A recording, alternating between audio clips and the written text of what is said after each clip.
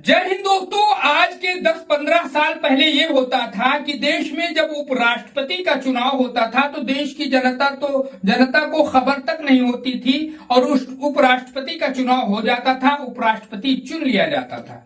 लेकिन दोस्तों जो इस बार उपराष्ट्रपति का चुनाव हुआ है दोस्तों, ये जैसे लोकसभा का चुनाव था इस तरीके से देश की जनता के नजर में था।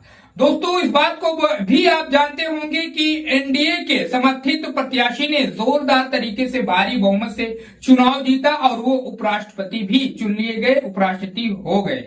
दोस्तों इसी मामले को लेकर देश के राजनीतिक जानकार कहते हैं कि भले ही एनडीए के समर्थित प्रत्याशी चुनाव जीत गए हों, उपराष्ट्रपति बन गए हों, लेकिन इस मामले में विपक्ष की भी काफी बड़ी जीत हुई है और 4 मामलों में तो जबरदस्त जीत हुई है। दोस्तों वो 4 मामले क्या हैं आगे वीडियो में बताऊंगा, लेकिन सबसे पहले ये बता दूं कि उपराष्ट्रपति बनने के बाद विपक्ष के नेताओं ने क्या कहा। सबसे पहले बात करते हैं उत्तर प्रदेश के समाजवादी पार्टी अध्यक्ष अखिलेश यादव की। अखिलेश यादव ने दोस्तों पहला नंबर तो उपराष्ट्रपति उन्हें बनने पर जो विपक्ष के तरफ से कैंडिडेट थे उन्हें बधाई दी। उसके अलावा उन्होंने कहा कि अब वो उपराष्ट्रपति बन गए हैं तो सदन में वो पक्ष का भी और विपक्ष का भी दोनों का बराबर ध्यान रखें और वो पक्ष के प्रवक्ता न बन जाए। ये बातें अखिलेश यादव ने कही। उसके अलावा दोस्तों राहुल गांधी ने भी इसी तरीके से कुछ बयान दिया।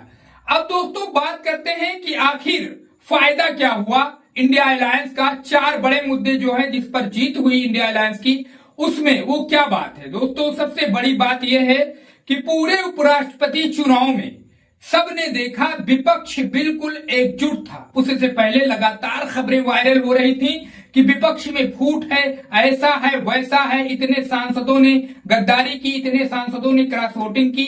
दोस्तों ये सारी खबरें अपनी जगह पर, लेकिन हम आपको बता दें कि विपक्ष सत्ता पक्ष को दिखाने में ये कामयाब रहा कि उसमें एकता है, अखंडता है, वो टूटने वाले नहीं है। पूरे एकता के साथ विपक्ष ने उपराष्ट्रपति का चुनाव लड़ा, भले ही प्रत्याशी किसी का जीता हो। उसके अलावा दोस्तों जो और 3-4 मुद्दे थे उसको भी देकर सरकार को सहमति पर लाने में कामयाब रहा इंडिया अलायंस।